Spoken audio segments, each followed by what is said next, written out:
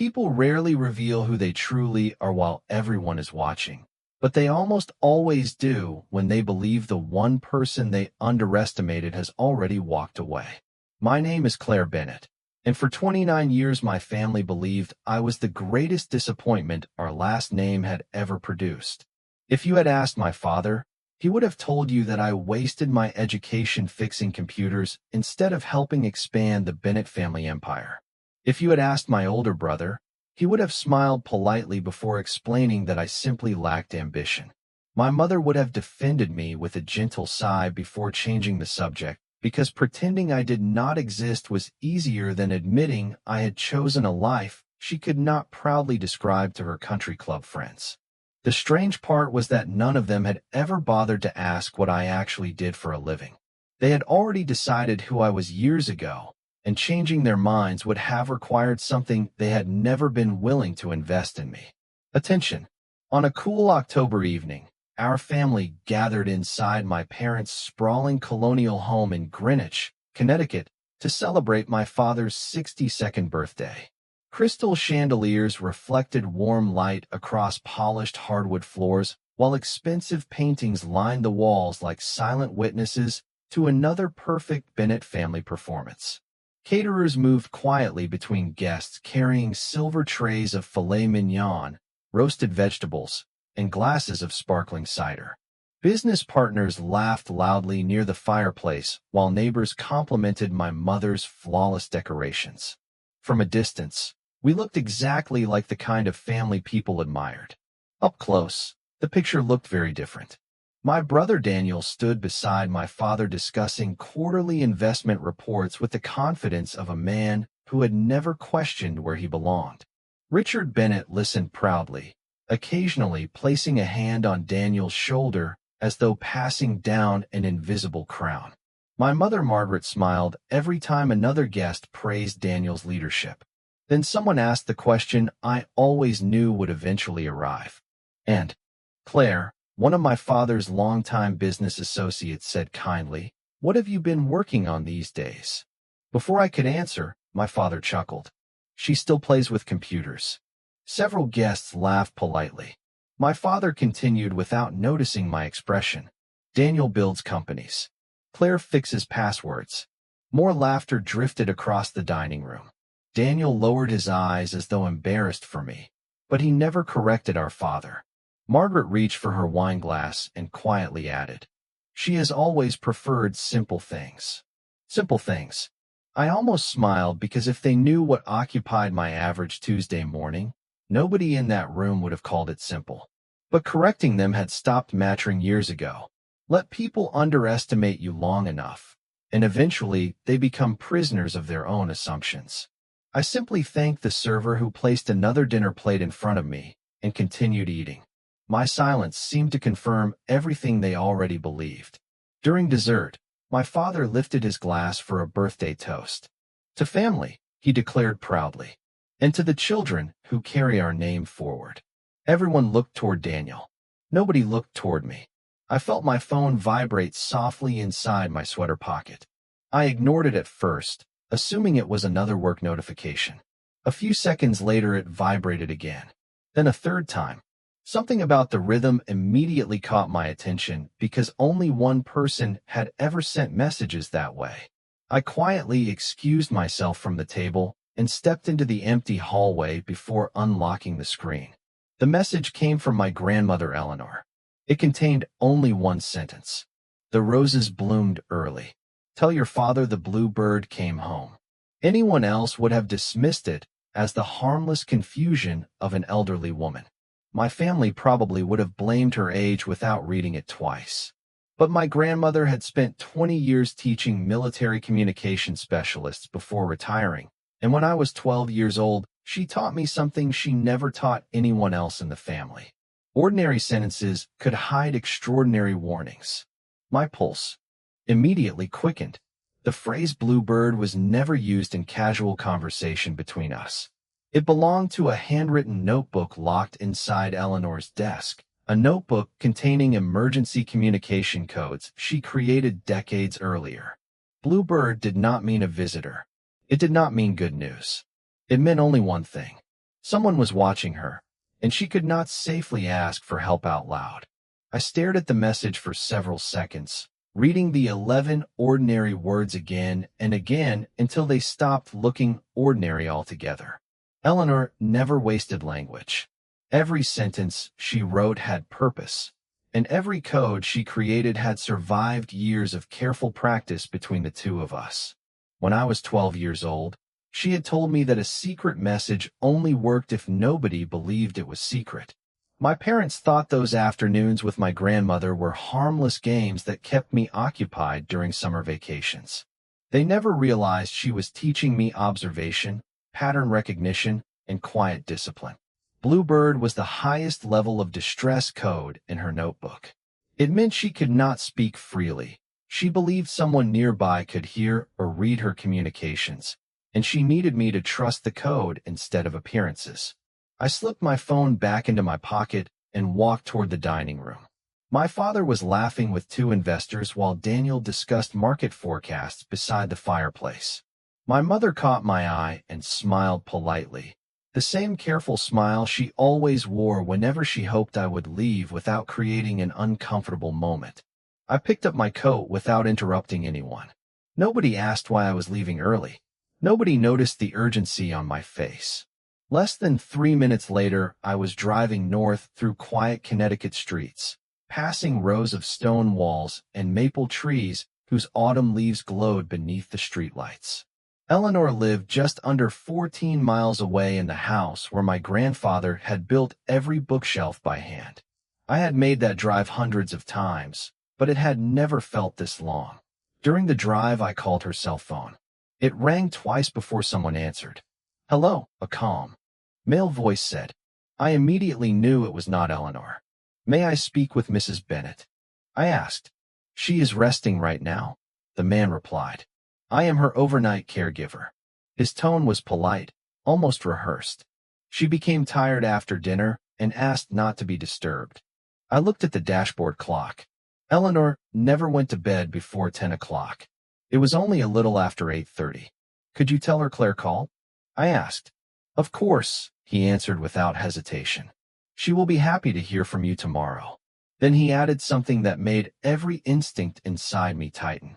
"Her dog has finally settled down too." Eleanor had not owned a dog in almost 8 years. After her golden retriever passed away, she refused to get another pet because she said every animal deserved a forever home, and she was no longer certain she could promise that. Anyone who genuinely cared for her would have known that simple fact.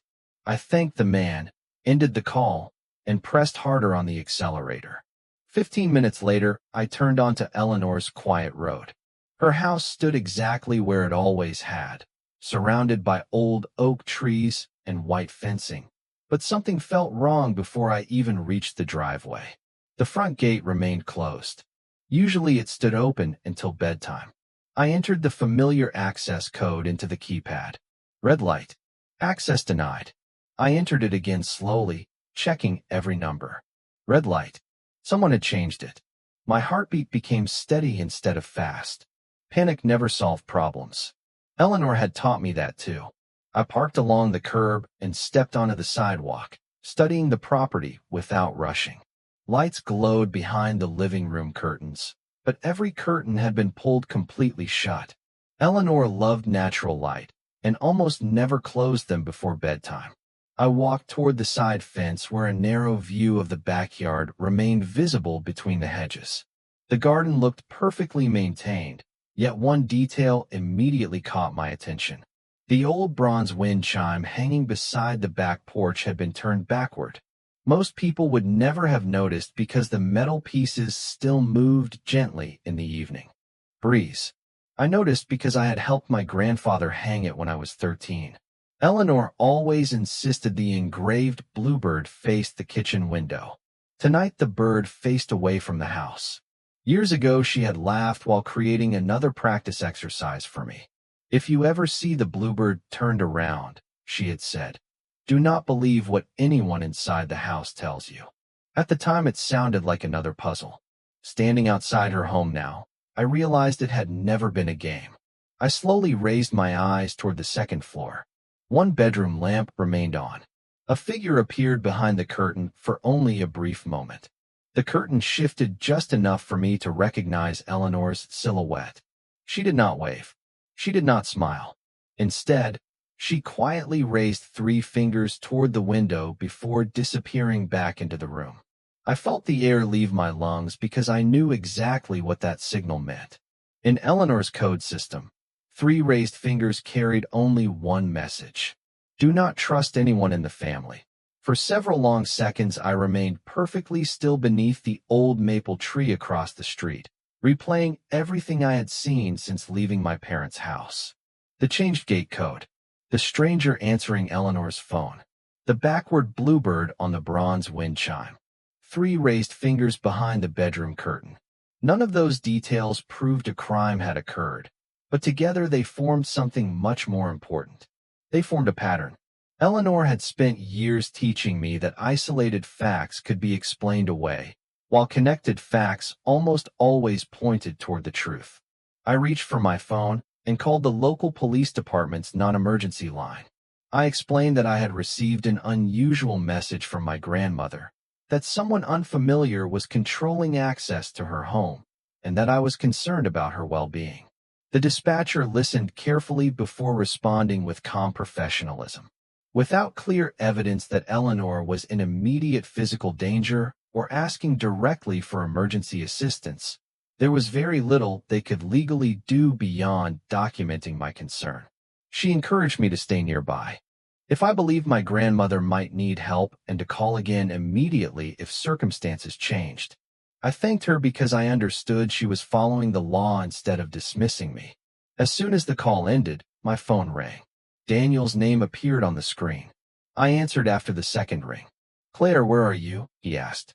His voice sounded controlled, almost too controlled. "Outside Grandma's house," I answered honestly. There was a brief silence before he sighed. "You really need to stop doing this." "Doing what?" "Working yourself into these theories. Grandma is fine. She has professional caregivers now because she needs extra help." "Why was the gate code changed?" I asked. Another pause. "For security."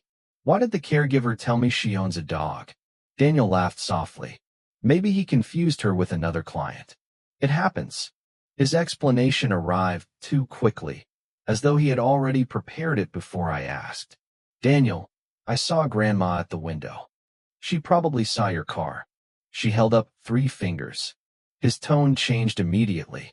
"Claire, you are reading meaning into everything because you always expect something to be wrong." Before I could respond, another call appeared on my screen. My mother. I ended the conversation with Daniel and answered Margaret instead. "Sweetheart," she said gently, "Daniel told me you drove to your grandmother's house. Please come home." "Did Grandma ask for a full-time caregiver?" I asked. "Your grandmother is getting older." "That is not what I asked." She hesitated just long enough for me to notice. "Your father and Daniel have been helping organize her finances and appointments. Everything has been handled properly." "Then why was I never told?" "Because you have your own life, Claire." I closed my eyes for a moment. My own life had somehow become the universal explanation for excluding me from every important family decision. "Mother, something is wrong." "No," she answered quietly. "Something feels wrong to you, and those are not always the same thing." The call ended before I could say anything else.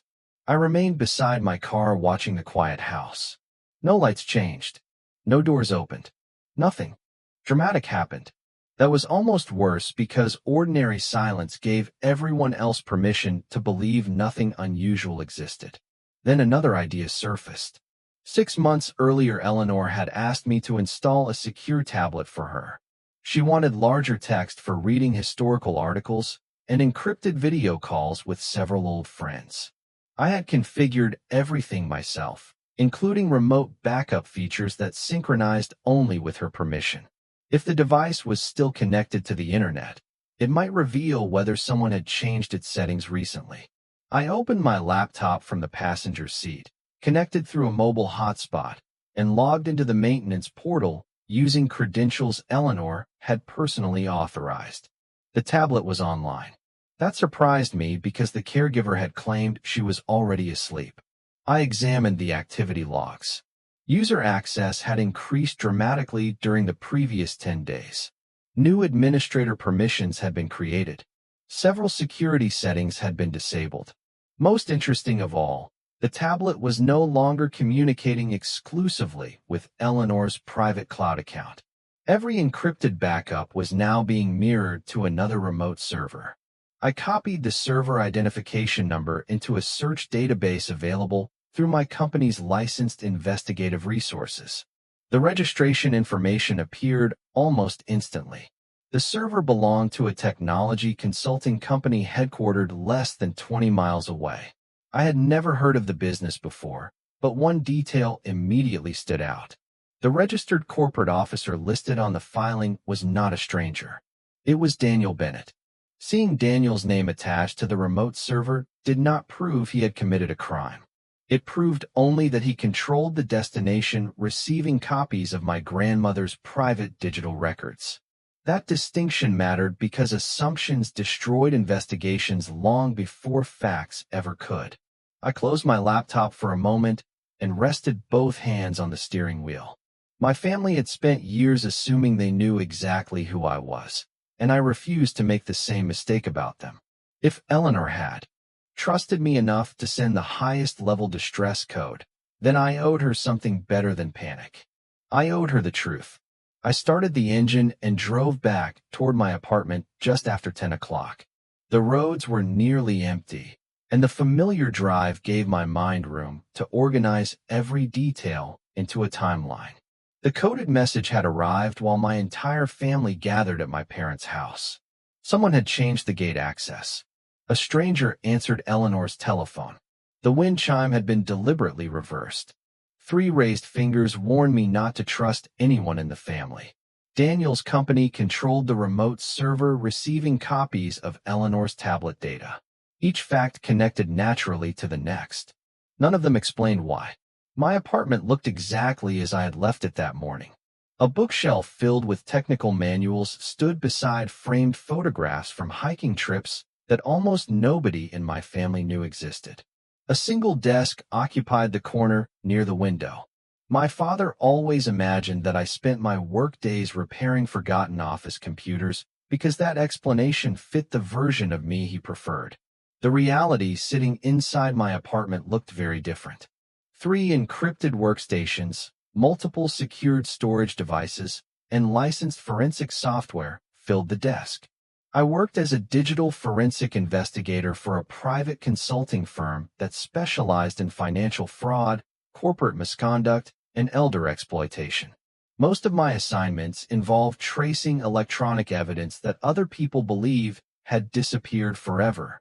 Confidentiality agreements prevented me from discussing my cases, so I never corrected my family's assumptions. Eventually, their version of my life became more real to them than the truth ever could have been. I logged into my secured workstation and imported the synchronization records from Eleanor's tablet. Every action I took remained within the permissions she had personally granted months earlier when I configured her system. I examined authentication logs, account changes, encrypted backups, and network activity. The unusual administrator account had first appeared 11 days earlier. During that same period, several document folders had been opened repeatedly during late evening hours when Eleanor normally read novels before bed. The file names themselves were ordinary, but the access pattern was not. I expanded the transaction history connected to the synchronized document archive. Hundreds of financial statements had passed through the tablet over the previous year. Most represented routine investment reports, charitable donations, and tax records. Then one series caught my attention. Every month, a transfer just below the internal notification threshold moved money from Eleanor's family trust into a different limited liability company. The amounts varied slightly each time, making the activity appear ordinary to anyone performing only a quick review. I exported the records into analysis software and allowed the program to reconstruct the complete flow.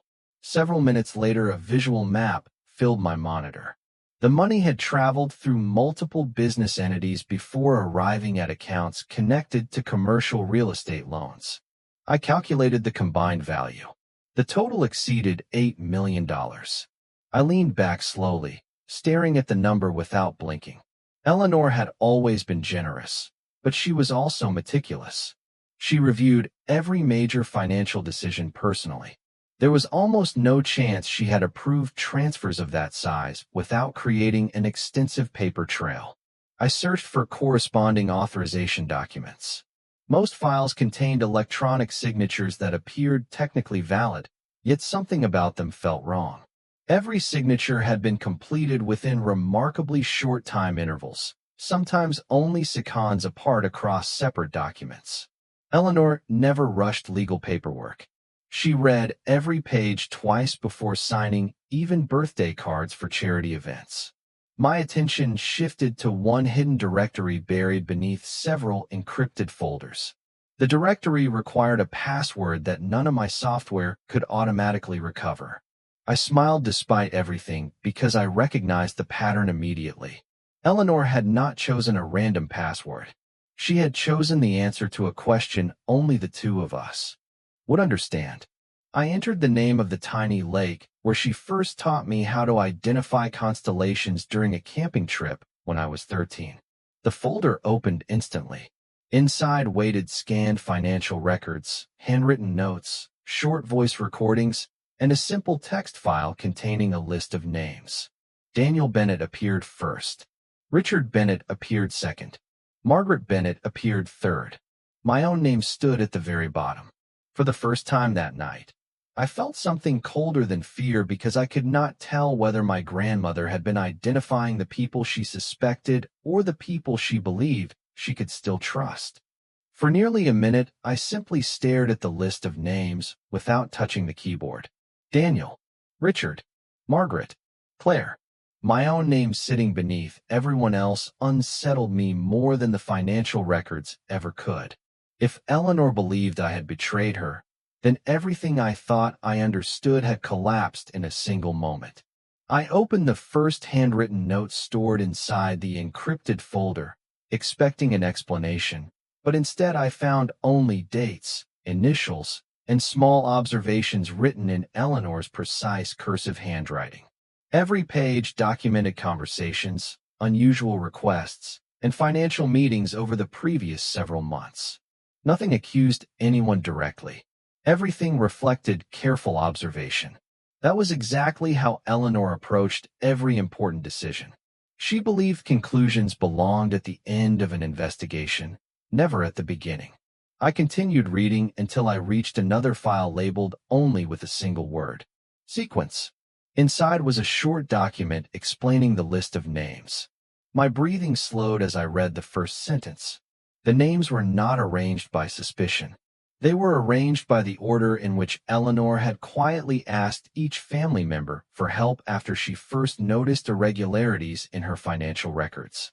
Daniel had been the first person she approached because he managed many of the family's business affairs. Richard came next because he had always insisted that every important financial decision eventually crossed his desk. Margaret was third, because Eleanor hoped a mother's perspective might allow her to notice something the others ignored. My own name appeared last for one simple reason. Eleanor had wanted to protect me from becoming involved unless every other option had failed. I leaned back in my chair and closed my eyes. That single paragraph changed everything. She had not placed me at the bottom because she doubted me. She had placed me there because I was her final choice, the person she trusted only after exhausting every other possibility. I continued through the remaining documents with renewed focus. Several voice recordings had been organized by date. I connected my headphones and played the earliest one. Eleanor calmly described discovering unfamiliar transfers inside her trust statements. She explained that Daniel assured her they represented temporary restructuring connected to investment planning. In the next recording, she sounded more uncertain. Richard had repeated Daniel's explanation and encouraged her not to worry about technical accounting details. Another recording captured Eleanor describing a conversation with Margaret. My mother had listened patiently before suggesting that perhaps everyone was simply under unusual stress because of changing markets. Nobody appeared openly dishonest in Eleanor's recordings. Instead, each conversation ended with another unanswered question. Then I reached the final audio file. It was only a few minutes long. Eleanor's voice sounded quieter than before, almost as though she knew time was becoming important. "If you are listening to this," she said, "then I have already used the Bluebird code." She paused for several seconds before continuing. "Claire, I prayed you would never need to hear these recordings. If you did, then I was correct about one thing. Something larger than bookkeeping is happening inside this family." I listened without moving. I asked Daniel because I believed competence deserved trust. I asked Richard because I believed honesty deserved trust. I asked Margaret because I believed compassion deserved trust. Each of them gave me reasons to wait instead of answers. You are hearing this because I no longer believe waiting is safe. Another pause filled the room. You may believe the list of names means I suspect everyone equally. That is not true. The list records the order in which Hope disappeared. My chest tightened. Eleanor continued speaking with the same calm certainty she had carried throughout my childhood. You were never my first choice because I wanted you to live your own life. You became my last choice because you are the only one who asks for evidence before deciding what to believe. I swallowed hard as the recording approached its end. There is another file you have not opened yet. Do not access it until you understand who benefits from every decision that has already been made. If you open it too soon, you will see only names. If you wait, you will recognize motives. The recording ended with a soft click. I searched the encrypted folder again and finally noticed a smaller archive hidden beneath several ordinary document folders. Its title contained only 3 letters. Final. Unlike the other files, this archive required a separate password.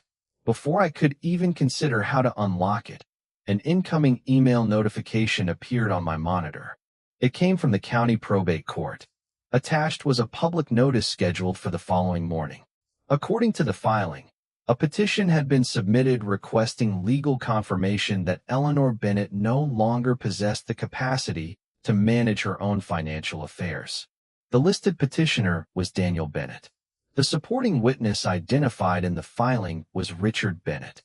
The probate court notice remained open on my monitor while the digital clock in the corner of the screen quietly moved past midnight. According to the filing, the hearing would begin at 9 o'clock the following morning. That left less than 9 hours before a judge could approve temporary authority over every major financial and medical decision in Eleanor's life. If the petition succeeded, whoever controlled that authority would also control access to her records, her property, and in many ways her voice. I refused to believe the timing was a coincidence. I printed every document I had collected so far and arranged them across my desk. In chronological order, Eleanor had taught me that facts became clearer when they were allowed to tell their own story. The first unusual transfers appeared almost a year earlier. The administrator account on her tablet had been added only 11 days ago. The distress message arrived the very evening my entire family gathered in one place. Someone had accelerated whatever plan had been unfolding behind closed doors. The question was why. I reopened the financial analysis and traced the transfers one level deeper through additional corporate records that my firm's investigative database could legally access. Each limited liability company appeared unrelated at first glance, but every path eventually reached the same destination. The funds had been directed toward commercial real estate loans supporting a holding company connected to one of my father's largest business ventures. I searched public filings and quickly discovered another important detail. 6 months earlier, that holding company had quietly refinanced several properties after suffering significant operating losses.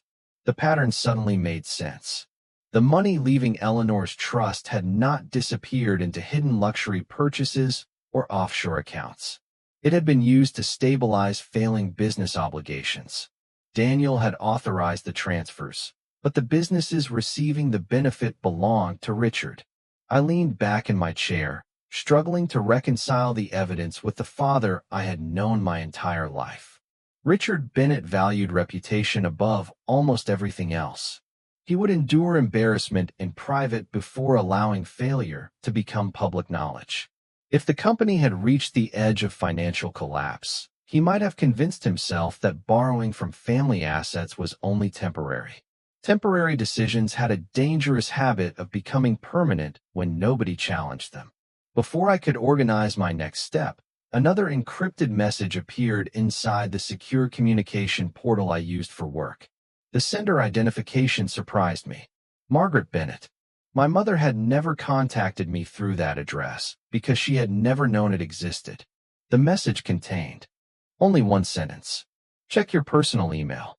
Nothing else. I immediately opened my private inbox.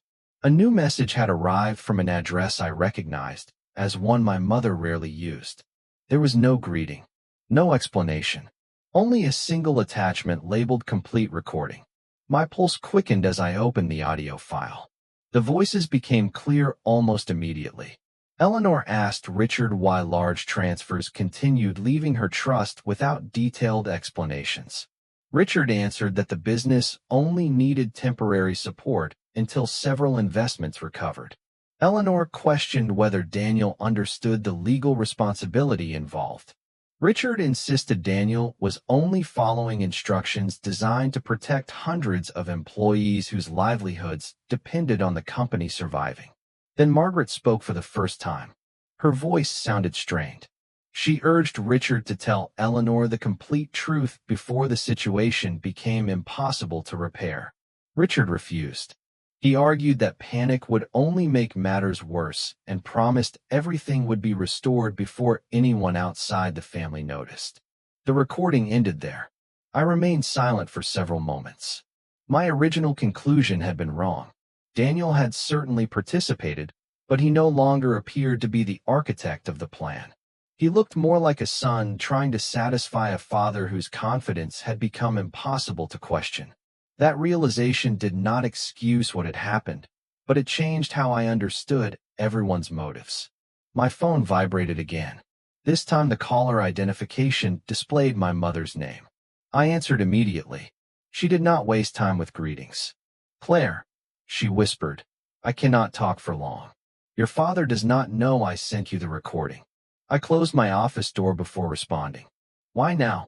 I asked. "Because I finally realized your grandmother was right." Her voice trembled with quiet regret. I kept believing Richard would fix everything before real damage was done. I told myself that protecting the family meant giving him more time. Instead, every week made the situation worse. I listened without interrupting. "The hearing tomorrow is moving too quickly," she continued. "If temporary guardianship is approved, your grandmother will lose the ability to challenge many of these decisions on her own." "Then help me stop it," I said. There was another long silence before she answered. "There is only one legal way. Your grandmother must be examined by an independent physician before the hearing begins. If she is found fully competent, the petition falls apart." My mother took a slow breath before speaking one final sentence. "Claire, someone is already driving to your grandmother's house to make certain that examination never happens on time." My mother ended the call before I could ask another question, but she had already given me the only fact that mattered. Time had become the most valuable resource left.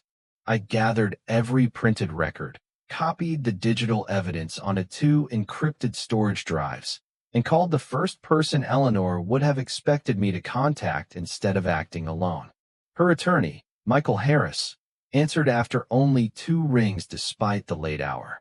He listened without interrupting while I summarized the coded message, the unusual financial activity, the pending guardianship petition, and the evidence suggesting Eleanor remained mentally capable of making her own decisions. When I finished, he remained silent for several seconds before speaking. "Claire, if what you are telling me is accurate, we do not solve this by arguing with your family. We solve it by following the law faster than they do. Within 20 minutes, Michael had contacted an independent physician experienced in elder capacity evaluations and requested an emergency assessment before the probate hearing. He also notified the county's Adult Protective Services office that credible concerns regarding possible financial exploitation required immediate review. Every step remained transparent, documented, and completely lawful.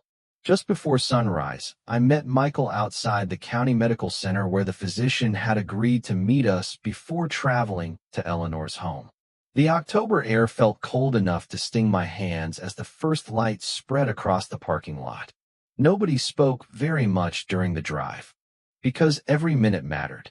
When we reached Eleanor's neighborhood, 2 marked police vehicles were already parked near the front gate. My first instinct was fear, but Michael quietly reminded me that Adult Protective Services frequently requested law enforcement presence during welfare checks involving disputed guardianship matters. An investigator greeted us calmly and explained that the visit would remain limited to confirming Eleanor's condition and ensuring she could speak privately if she wished. The front gate opened only after several minutes of conversation with the caregiver I had spoken to the previous evening. Inside the house, everything appeared unusually quiet. Eleanor sat comfortably in her favorite reading chair near the living room window with a blanket across her lap and a novel resting unopened beside her. The moment our eyes met, I saw the same calm confidence that had guided me throughout my childhood. She smiled gently, not because she was surprised to see me, but because she had expected me to arrive exactly this way. The investigator asked everyone except Eleanor, the physician, and 1 medical assistant to leave the room during the evaluation. I waited in the hallway with Michael while the examination continued. Every passing minute felt longer than the previous one. Finally, the physician stepped outside carrying a clipboard. "Mrs. Bennett is fully oriented," she announced. "She understands her finances, her medical decisions, and the legal consequences of those decisions. Based upon my examination, I find no evidence that she lacks decision-making capacity." Relief washed over me so suddenly that I had to steady myself against the wall. Before anyone could say another word, the front door opened again. My father entered first, followed closely by Daniel. Richard looked tired rather than angry, as though he had not slept at all. Daniel avoided my eyes. "This is unnecessary," my father said, trying to remain composed. "Everything we have done has been for Mother's protection." Michael answered before I could speak. "Then you should welcome an independent evaluation confirming that she is fully capable of making her own choices." Richard said nothing. Eleanor slowly walked into the hallway without assistance, holding the physician's written report in one hand. She looked directly at my father. "Richard," she said softly, "protection never requires keeping the truth away from the person you claim to protect." Nobody raised a voice. Nobody argued. The silence carried more weight than shouting ever could. The investigator informed everyone that the physician's findings would immediately be forwarded to the probate court before the morning hearing. Temporary guardianship could not simply proceed as though nothing had changed. As we prepared to leave for the courthouse, Eleanor gently touched my arm. "Did you follow every step?" she asked with the same quiet expression she wore when I was a teenager solving one of her impossible puzzles. I smiled for the first time since receiving her message. "Every single one." She nodded with unmistakable satisfaction. "Good," she replied, "because there is still one step you have not discovered, and it is the only one that will reveal why none of this was ever really about the money." The probate courtroom was smaller than most people imagined, with polished wooden benches, muted lighting, and an atmosphere that encouraged careful words instead of dramatic speeches. By the time the hearing began, every seat reserved for the immediate family was occupied. Richard sat beside Daniel without saying a single word. Margaret remained several feet away from them, her hands folded quietly in her lap. Eleanor sat next to Michael Harris with the independent physician's evaluation resting neatly on the table in front of her. I took the remaining chair behind them, carrying 2 encrypted storage drives and a binder containing every document I had assembled during the night. The judge reviewed the initial petition before looking toward the physician. After confirming her qualifications and describing the examination she had completed only hours earlier, the physician stated clearly that Eleanor Bennett understood her finances, her legal rights, and the consequences of every important decision before her. The courtroom became noticeably quieter. The foundation, supporting the emergency guardianship request, had weakened before the first witness finished speaking. Richard stood and respectfully explained that every decision had been motivated by concern for his mother's well-being and by the belief that temporary assistance would protect both her health and her financial stability. His voice remained steady, but the confidence I had always associated with him had disappeared. The judge thanked him before asking whether the financial transfers discussed in the petition had been fully disclosed to Eleanor before they occurred. Richard hesitated. That brief pause lasted only a few seconds, yet it answered more than an immediate response ever could. Michael then requested permission to submit additional evidence documenting the movement of trust assets through multiple business entities. The judge agreed. I quietly handed him the organized financial analysis together with the synchronization records from Eleanor's authorized tablet and the timeline showing when administrator privileges had been added without Eleanor's direct participation. Every document had been preserved according to proper forensic procedures. Every date matched. Every transaction supported the next. No speculation was necessary because the records spoke for themselves. Daniel lowered his head as each exhibit appeared on the courtroom display. Finally, the judge addressed him directly and asked whether he had approved the transfers identified in the evidence. Daniel slowly nodded. His voice was barely above a whisper when he answered, "Yes, Your Honor. I signed the authorizations." The courtroom remained silent. Then the judge asked the question none of us expected. "Did you personally benefit from these transfers?" Daniel looked toward our father before answering. "No. I believed I was helping save the company. My father told me we only needed time until several investments recovered. I believed the money would be returned before my grandmother was ever harmed." Richard closed his eyes. For the first time in my life, I saw him look less like the powerful businessman everyone admired and more like a tired man carrying decisions that had grown far heavier than he ever intended. Before anyone else spoke, Margaret quietly stood.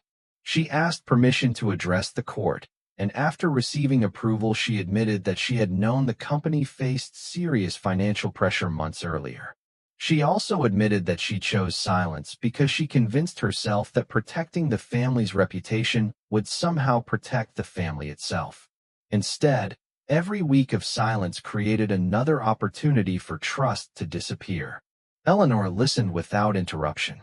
When Margaret finished, she looked toward my grandmother with tears in her eyes and said the words I had waited my entire life to hear someone in our family admit. "I underestimated the one person who kept asking for the truth." Eleanor slowly rose from her chair. Despite everything that had happened, her voice remained calm and remarkably gentle. "This hearing was never about choosing one child over another," she said. "It was about discovering who would place truth above comfort when both could no longer exist together." She then turned toward me. "Claire, you believed evidence before emotion. You followed the law instead of anger. You protected me without trying to control me." The judge officially denied the emergency guardianship petition before concluding the hearing. Just as everyone began gathering their papers, Eleanor asked Michael to distribute one final sealed document that had been waiting in his possession for several months. It was not a revised inheritance plan naming me as the sole beneficiary, as everyone in the room seemed to expect. Instead, it announced the creation of an independent charitable foundation dedicated to protecting older adults from financial exploitation, funded primarily through Eleanor's estate and governed by an independent board. The final paragraph named the foundation's first executive director. It was not because I was the richest member of the family or even the smartest. Eleanor had chosen me because, when everyone else looked for someone to trust, I had chosen to trust the truth. 1 year later, the first thing visitors noticed when they entered the Eleanor Bennett Foundation was not the polished reception desk, or the walls covered with educational resources. It was a simple bronze wind chime hanging beside the entrance with a tiny bluebird facing forward toward the door. Most people admired it without understanding its meaning. Eleanor and I never explained it. Some reminders did not need words. They only needed to remain visible. The foundation had already helped hundreds of older adults recognize financial manipulation before it destroyed their independence. Lawyers volunteered their time. Financial advisors offered free consultations. Technology specialists taught families how to secure digital accounts. Every success reminded me that one difficult night inside my own family had become the beginning of something capable of protecting countless others. I still worked in digital forensic investigations, but now every week also included time at the foundation because Eleanor insisted that experience only became wisdom after it was shared. She remained as independent as ever. She still lived in her own home, still read 3 newspapers every morning, and still challenged me to solve impossible puzzles over Sunday breakfast. The front gate had returned to its original access code, and the bluebird on the old bronze wind chime once again faced the kitchen window exactly as my grandfather had intended decades earlier. Some things deserved to return to where they belonged. Other things never could. Richard resigned from daily leadership of the family company several months after the probate hearing. Independent auditors completed a full financial review, and structured repayment plans restored every dollar that had been transferred from Eleanor's trust. The business survived, although not in the way my father had once imagined. He accepted public responsibility for the decisions that had nearly cost him both his reputation and his family. During our conversations, he never asked for immediate forgiveness. Instead, he slowly learned something he had never practiced before: listening without defending himself. Daniel also changed in ways I never expected. After cooperating fully with investigators and helping recover financial records, he stepped away from executive management and accepted responsibility for signing documents he should have questioned more carefully. We met for coffee several months after everything ended. He looked across the table and quietly admitted that he had spent most of his life trying to become the son everyone expected instead of becoming the man he actually wanted to be. I told him that the hardest decisions often arrived disguised as ordinary paperwork. He nodded because he finally understood what Eleanor had tried to teach both of us. Character revealed itself long before consequences appeared. My relationship with Margaret healed more slowly than either of us expected. She never asked me to pretend the past had not happened. Instead, she called every Sunday afternoon whether I answered or not. Sometimes we spoke for an hour, sometimes only for 5 minutes. She learned that rebuilding trust required consistency instead of dramatic apologies. I learned that regret became meaningful only when it changed future behavior. One crisp October morning, almost exactly 1 year after Eleanor sent her coded message, she invited me back to the small lake where she had first taught me how to read constellations as a teenager. We sat together on the old wooden dock while bright leaves drifted across the water. After several quiet minutes, she handed me a small envelope.